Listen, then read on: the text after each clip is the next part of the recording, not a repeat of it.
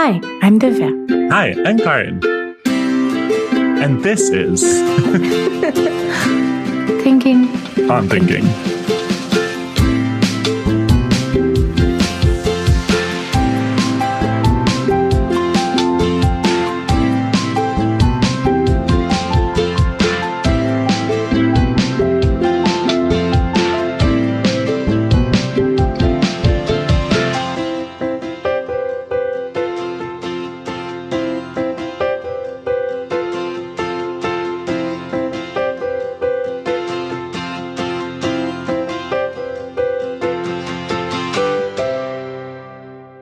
I feel like our most fun podcasts for me have been like ones that have been around things that both felt topical, but also felt like things we've been thinking a lot about. As in?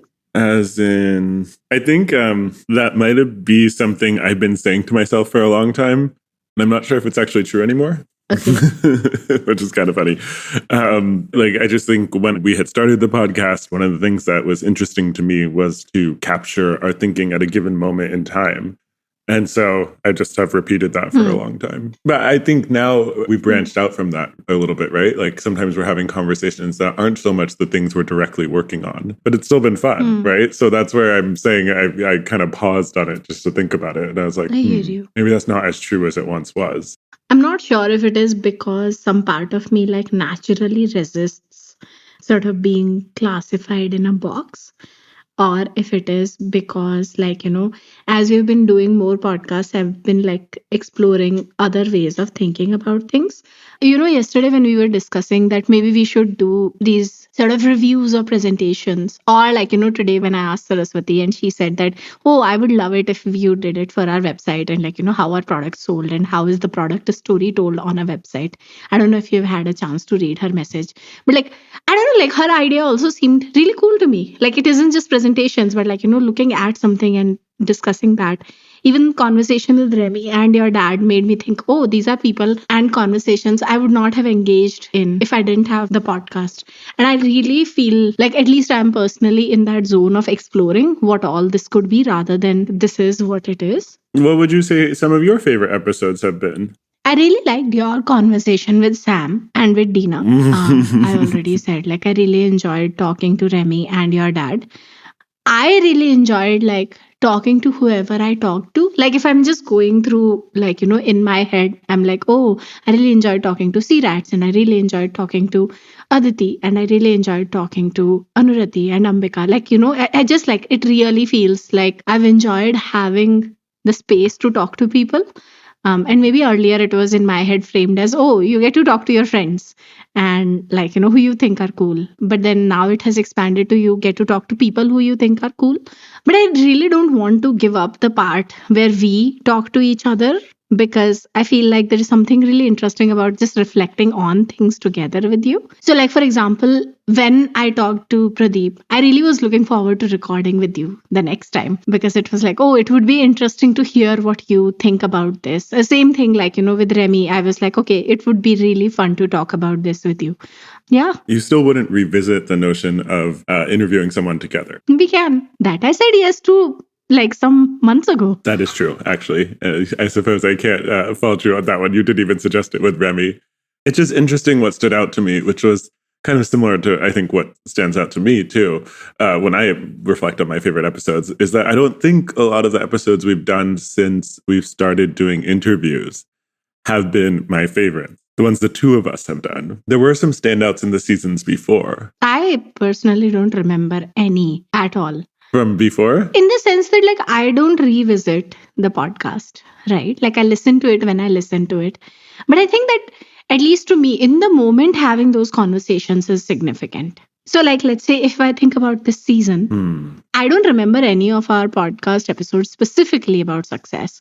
But I know that just having these conversations with you about success has evolved how I see success. No, I wasn't getting at it from the point of view of memorability. I was getting at it from the point of view of depthness. But now you really gave me pause, and I'm really thinking about what you just said. But you were saying something about memorability. I don't know. It reminds me a little bit of how I'm reading this book right now called I'm Very Into You. And it's the correspondence between two artists, Acker and McKenzie Wark. And they wrote all these emails over 2 weeks in 1995 after really briefly meeting. And they're like kind of like flirty. They're very fun. And it's just clear because there's so much commentary about other artists and kind of works that are happening and themes that are happening in artistic movements. Like that is a lot of how they're communicating and what's giving them solace and what's, suggesting things to each other. And sometimes that is flirty, right? And it just occurs to me in a lot of ways, what we're doing is a version of that, right? That we're having almost a collaboration about certain themes.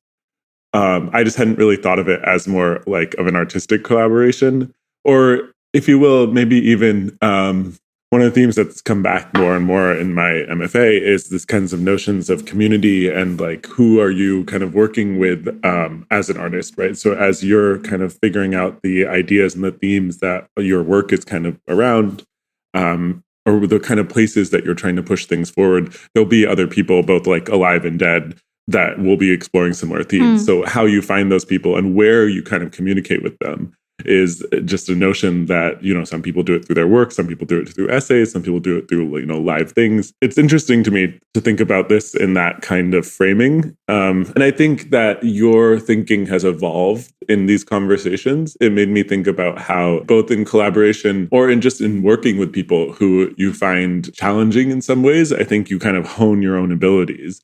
Or maybe I should reframe that I think in working people who challenge you, whether that is in a collaborative or in a more competitive way. I was going to say, I kept thinking combative. It's like that is not the word that it goes with collaborative.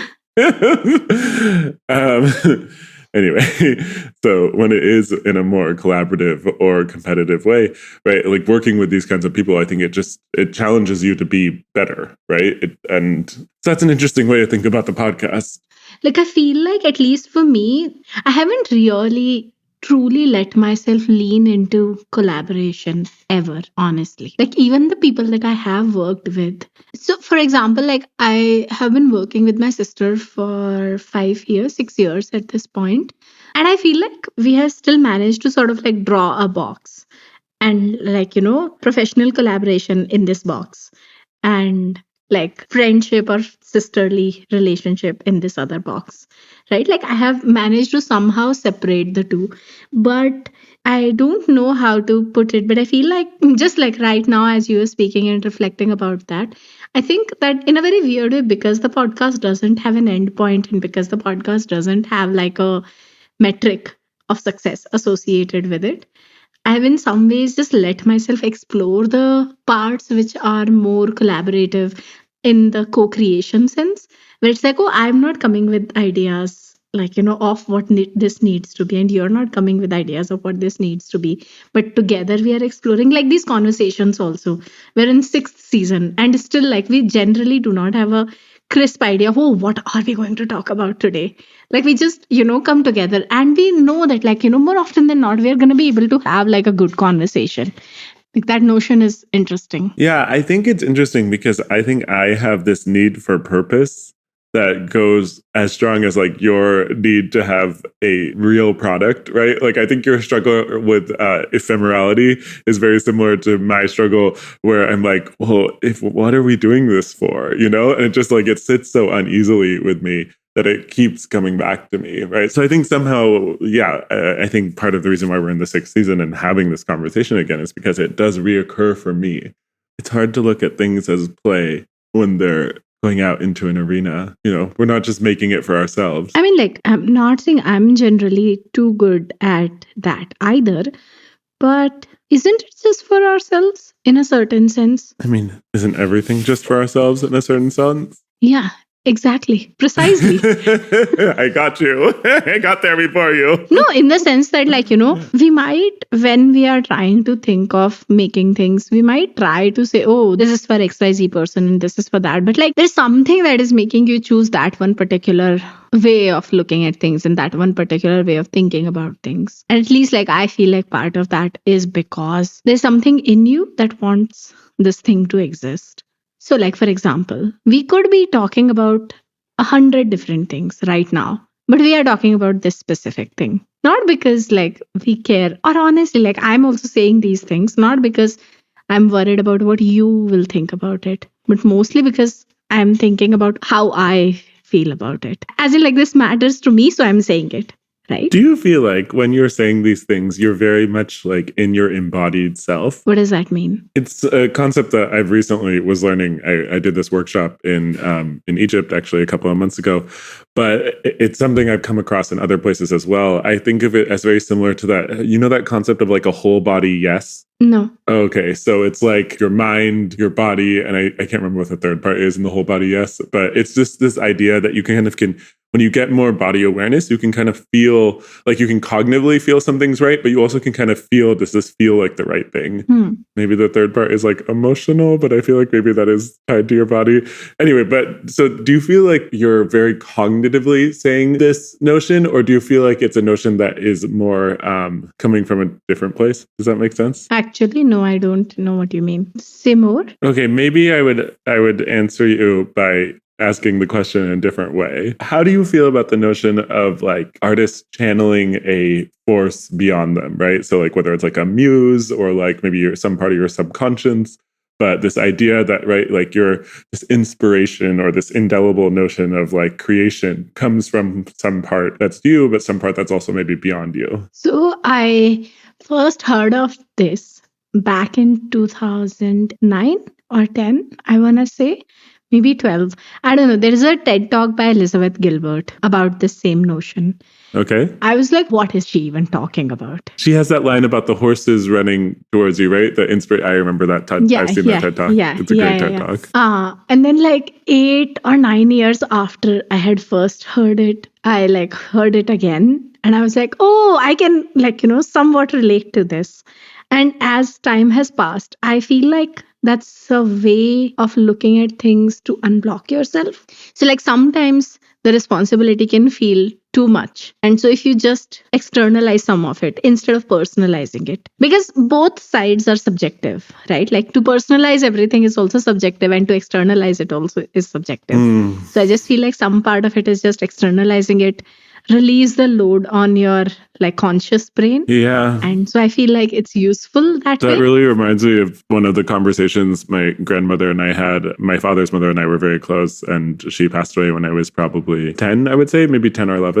And I remember we were in India in Panchil Park, and she was like, we were both lying on the bed, and for some reason it came up, and she was telling me that it's like very important to believe in something because there will be things that you can't rationalize your way out, right? And so she's like, it doesn't matter what it is, but you need to believe in something.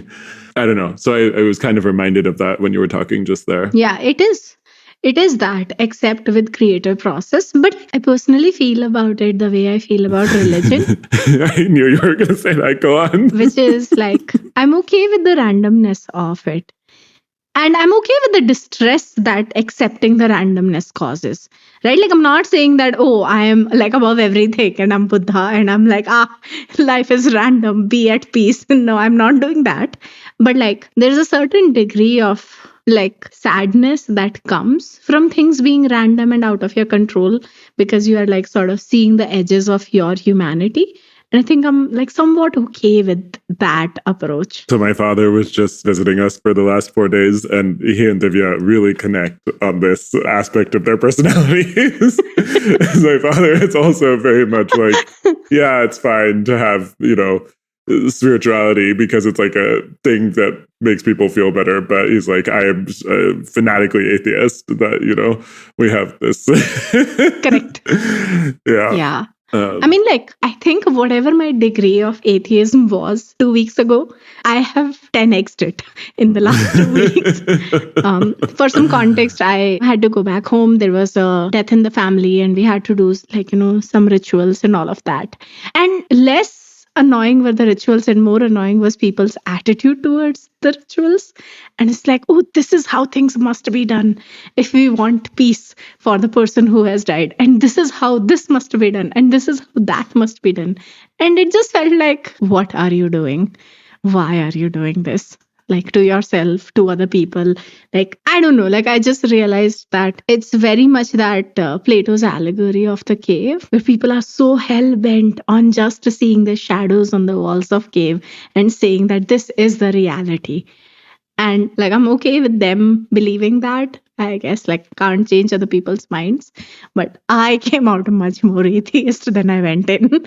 And I thought that I was pretty much top-notch atheist. I don't know. I feel, I have different views about spirituality than you, but I do look at those ones and I really just wonder a little bit about how much they helped people process in the context that they were designed, right? So, when you have a traumatic event occur, your ability to process is some amount, right? And so some amount of the trauma often won't get processed right away, right? But by having these kind of, more drawn out things, where hopefully you're building some resilience from these rituals. And even if there's not, like, it's just giving you also more time.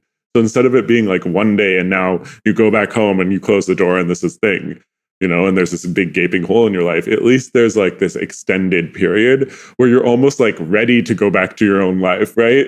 It makes it a weird thing where you're almost, instead of like being resentful of having to go back to a life with that person missing, you're almost like ready to go back to at least some semblance of your life before, because it's so disruptive.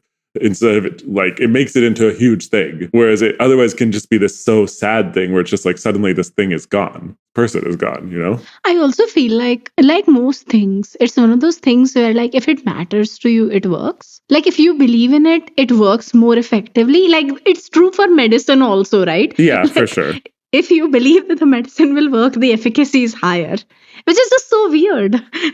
But yeah, it is a thing. Yeah, but I think it also has some aspects of like fitness, right? Where it's like, as long as you just do the things, it will deliver benefits for you, even if you're not fully present, even if you're not fully understanding why you're doing it or what you're doing it. Like, that's what I was kind of saying by just like making such a big disruption in people's lives. Even if they don't care about the actual rituals that are being done, it causes an effect. And it just makes your mind kind of almost crave the normalcy of life before and be willing to tolerate some degree of discrepancy from that. Whereas otherwise, the discrepancy would be that this person is just missing and there wouldn't have been like this period of almost like communal suffering to kind of show the grief of that person, that they feel for that person. So that's what I mean. Like, I'm sure for some people it's effective. I'm just arguing it's 20% effective, even if you don't believe. So I doubt that it is. So for example, like in Hindu rituals, you have to burn the body and at some point you sort of break the skull because the brain is in a casing and it wouldn't burn otherwise. And they have attached like, meaning to that. So I was meeting two friends who also lost their dads relatively young after this entire thing was done. And they were both like, oh yeah, that meant something. And they are not religious, like both of them are atheists. But they were like, yeah, it meant something because it helped me see the body as a body and not as my father, right? But like, I did not feel that way when I saw the ritual being done, right? I was just like, what is this? So I don't know, like maybe there is some symbolism and some meaning to some people and like none to others. That's where I'm at with it. I don't want to belabor the point, but I'm just saying that I feel like even if you take all the rituals out of it, just the communal presence of like having everyone together, having this big disruption to everyone's routines, right? Like I think it creates like I was saying, right, a craving of normalcy for your mind wanting to go back. And it just makes it makes the adjustment something from an experience to real life versus it being like life just carrying on and the adjustment being that person not in the life. Do you know what I mean? Still don't believe it. I'm having a hard time sort of buying into it. Part of it is also because I feel like we've had these sort of like surrounding conversations around the idea of rituals in life and in existence a couple of times. And I personally just feel like I don't think I relate to the power of it. Like I relate to the power of my own rituals, right? Like, oh, I have to get up and I want to do this and I want to do that. Or like, I want to hold a brush and I want to draw. Like I get the power of that, but I just don't get the power of communal rituals. Like, oh, people are coming together to do this. Like I've never really celebrated festivals too much. It's the food part that interests me. Well, think about the kind of rituals that like Meghna would help create in companies. Yeah, but I was fascinated by them. I wasn't like, I didn't get it. I was fascinated, but I didn't get it. Meghna was one of our early interviews, I think season 5, if I remember correctly. Season 4. My goodness, was it season 4? Yeah, I don't know. I mean, I feel like I've been trying to see if I can do more of that kind of notion of saying, like, can I feel the yes in my body or feel the yes in just more than cognitively rationalizing it? It's been interesting. It's been not that easy for me. The facilitator who I had learned this kind of technique from was saying it's this notion of kind of being very present in your body and then asking it, what do I need to know? Right. Or show me what I need to know. Right. And then just kind of being aware of what sensations or kind of like images come to your mind or feelings, really. Yeah. I think that, and also the notion of like when you do feel these kind of like more anxious or more unsure about things, is trying to ask yourself, what are you trying to protect me from? Which is a very much like an IFS kind of thing, an internal family system. I have a question actually. What made you go down that path? Like, what made you, think about it right now as we were discussing the ideas of collaboration and competition? And what made you go down exploring the idea of like outside of yourself existence of creativity or forces? Both of those things. So, like, what right now and what overall? That was a really mean question because, then I try and like trace back how, which is not the thing I'm best at. Right. So I'm like, wait, what were we talking about? Why were we talking about real spirituality? Were we talking about spirituality only after I brought up the idea of muses, which was the first one? We were talking about spirituality because you did say that, like, the idea of like creativity and muse being outside of you and you're just channeling it. So the reason why I was asking you that first part, which was if you felt like this was like a whole body yes, was because I was curious about just like, I don't know, just making processes. I feel like as I'm getting more exposed to these things, I think I'm realizing more and more that we bring this belief that everyone makes decisions the same way as we do, right? And it's just very interesting to me to understand when speaking about things that seem to truly matter, right? And especially things that are about art and about things that are about fulfillment, I feel like it comes from like this certain place of like a less cognitive place. And I was kind of curious because at that moment we were speaking about the fulfillment that you got from the podcast and where these kind of like notions were coming from for you. So I was kind of curious about like, where did you feel like that was coming from? Like, was it a place that you felt like, yeah, this is like a yes, I feel in my body, this is the right thing for me? Or was it kind of like this is more a rational sort of thing? And then it seemed like you don't really distinguish between them. It was from your answer. I feel like oftentimes rationality is like a backwards reasoning. So we feel something and we figure out reasons for it. Like very few situations are so unemotional for us that like we would be able to say, oh, I just think this. You know what I mean? Like we don't just to think about things ever. So like clearly if I have chosen a life path and I've chosen to go in certain directions, it is because I feel very strongly about it. Yeah. I just feel like I don't feel the need to assign that emotion to coming from outside of me. Sure. But now I would go back to saying, fine, so keep the muse notion aside, but even just this notion of like feeling something is right for you in your body, right? Yeah, it feels different. Like as different from just thinking this is the right thing. When you know it versus when you know it. Okay. Like, sometimes you get it and sometimes you just like, you're like, yeah, the facts are in front of me, but I still can't. It's one of those things that like, everybody knows they should work out. Everybody knows they should eat well. Everybody but they don't do it because somewhere inside they are not in internal alignment. And so I do agree that there is such a thing as like, emotionally getting it or like internalizing something versus rationalizing something.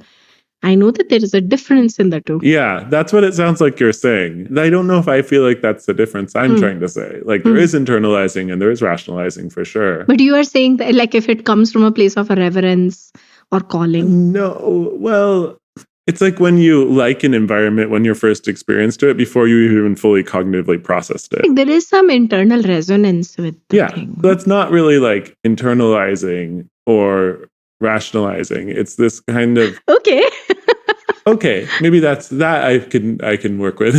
So, and would you say there's some things that you like cognitively right and some things that you have like internal resonance with? And then when you're making art, do you feel like that's more things that you're finding resonance with or more things that 100%. I just don't need to find what's underneath that. It's not like one cognitively likes the medium and then one finds resonance with the piece. It's a component of both. I don't think I can make art if I don't have both sides. Trying to do that would be kind of like trying to say that, like, my left leg wants to go somewhere and my right leg wants to go somewhere else. And like, no, they both have to go to the same place, right? They can be like a little bit farther apart from each other, but like there's only so much far apart that they can be from each other if you have to exist in one place. I think why I find it so interesting, and I feel like I keep coming back to these notions in different ways, is because I think I'm not very good at it. And I feel like I have some dissonance between trying to rationalize what I'm finding resonance with and what I'm cognitively liking. So like one of the things I find very hard is like taking my work beyond a certain point. I think because it requires like kind of more alignment in these different parts of me. And so then instead I'm just like, oh, I keep putting off like spending the time on it. It's very frustrating. No, it's very true also, because like I feel like it also doesn't stop. Like it happens every time you want to take your work to the next level. This was a term that I recently, in one of the yin yoga practices that I did, the instructor used, where she was like, when discomfort arises, I ask that you invite yourself to stay with it. And I just like really loved that phrasing, because I feel like a lot of times, at least for me, that's what's happening. That like there is discomfort, and like, you know, maybe the two parts of my brain are not in alignment with each other at this point. Like initially they were like, la la la la la, let's do this thing. But then like, you know, some point in the middle, one wants to go to left and another wants to go to right. And then I feel like I have to be like, okay, but it's fine. Let's just like, you know, sit down and let's do this. So yeah, like I hear you, because like I feel like every time I want to take the work further, it's like, it's almost like, you know, you have family members and you're like, oh my God, now they're going to fight. Now the situation is arising and they're going to fight. And I'm going to be miserable because they're going to fight. I feel like that's how I feel about those kind of things within myself. Yeah. And I feel like the way I've solved for it today isn't the best, because I've like negotiated certain things where I'm like, oh, I'll learn Kathak, but I don't have to perform until I feel ready. Right. So then I'm like, I've assured that part of me that's very nervous about performing that it doesn't have to do it until it feels ready. Right. It's hard though, right? Like finding that balance of when you are coddling yourself versus when you are, like, I was thinking about this in like another context as well.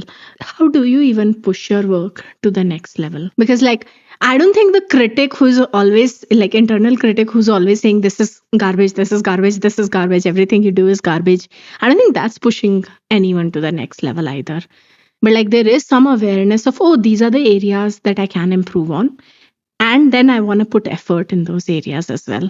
At least from where I stand, it's not easy, but I feel like it's important to do that to grow. I don't know how, but like I just have that internal sense as we were talking that like it's important to go on this path.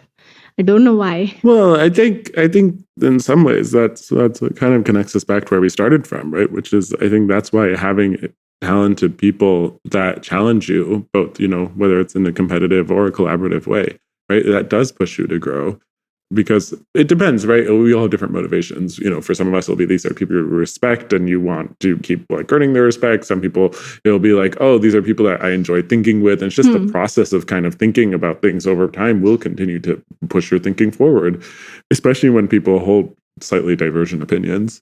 Do you feel like you've started to find that? Like I know you have in certain, like I would feel like in your work to an extent and like in your friends that there's interesting people that you kind of push your thinking forward with. Do you feel like you started to find that as an artist as well? Not yet.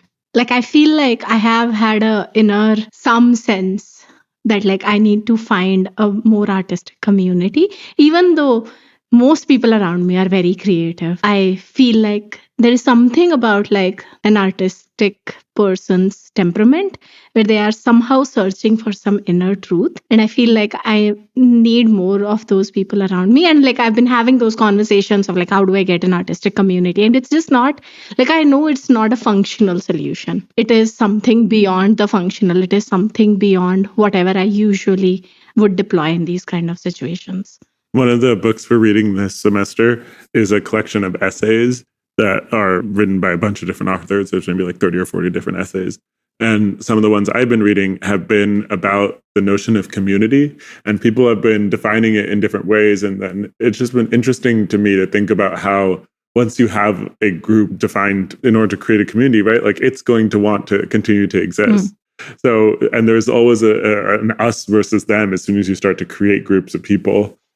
I don't know. So it's actually, to me, it's like kind of an interesting notion that I feel like I might start to explore in some of my own work, right? Like, what is community? When is community always good? When is community, right? Like, and it's just been interesting to kind of realize, I guess I thought it was always going to be some big thing, right? Like I'd feel like, oh, now I have found the calling that I am so excited about writing about, right? Yeah. And I just wonder if it's more going to be like, oh, I feel like these kinds of things were a little bit interesting. Maybe I'll explore some aspect of them, you know? Yeah, I personally, from my life experience, feel like it's almost always the second. Like, it's like, how good relationships are not built on love at first sight, but often they are built on like, slow. You can have attraction at first sight, but like you have to put in sort of consistent effort and care and love and a lot of respect and attention into the relationship. And over time, that's how it becomes something great. You need the right seeds, but you also need the right sort of, how should I put it? Like what comes out of a seed? Small plants? I don't know. Babies? Like the nurture. Seedlings? The nurture. Oh, I see. Like you need the right nurture. I was just naming types of small creatures. Yeah, I could see that, right? Like part of, I think, what's helped me grow so quickly in the last 6-8 months in my kind of like artistic purview has been someone curating the content that I'm consuming and kind of being able to have a platform to kind of deeply engage with the content, which I think are the kind of two things you need. You need input and you need like to actually spend time with the inputs. I don't know. Do you feel like that's accessible? I don't know, actually. It probably isn't. Why? Why what isn't accessible? Being able to have consistent input and time to engage with those inputs over an extended period. Life. As in like for me, possibly. I'm just replying generally. Maybe I didn't understand your question. No, I would say because you were saying that you feel like you're still kind of searching for those artistic community. And I feel like the thing that's helped me find it has been that a little bit, or at least start feeling like I'm starting to find it, has been just having consistent input for an extended period, right? And like in the beginning, it wasn't so much, even though now I would think back about some of the early things I read even a little bit differently. I feel like I've started to think about things a little differently. So I feel like I have it philosophically, but not artistically. And I don't have the words for what else am I looking for as well. So like until I find it, I'll keep throwing spaghetti on the wall. I don't know if there's an equivalent of a book club for visual art, but right, like if you had something that was kind of like a book club for visual art, right, where you maybe, right? Like, so I know that I don't want any of that, but I don't know what I want. But I know that that form feels off. What if you wrote about art, like on your Substack? I mean, I am writing about it. Yeah, but like what if you wrote more about specific pieces? Right? Like maybe like one category of post you did would be like about, if you want to compare two pieces or if you want to just look at two pieces by the same. But I don't want visual artists only. Like there is way too many things. I don't think so. Like that's also another thing. I think like. Could be sound, could be music, it could be video. No. Right now, whatever this thing that I'm trying to look for, it's in the state of when you soak the grains, then they need to be ground up and then they need to be fermented and then you can think about how to cook it, right? But like, where is the soaking the grains stage? So it really wouldn't look like a linear path to that. Because I've had these conversations with people, like every solution that says, oh, here are people who kind of do the similar things to what you want to do.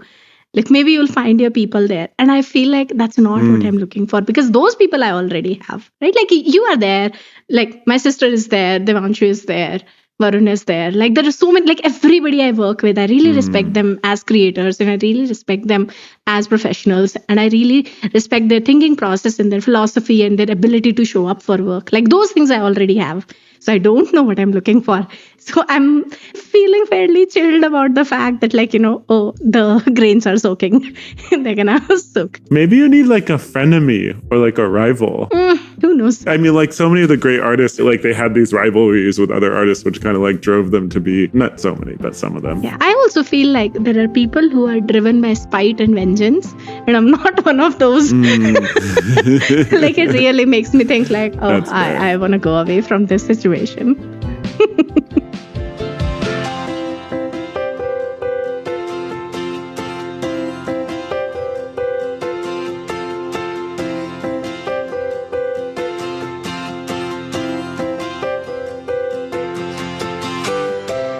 Thank you for thinking with us. Visit Thinking on the web at joyous.studio to get show notes, past episodes, and transcripts.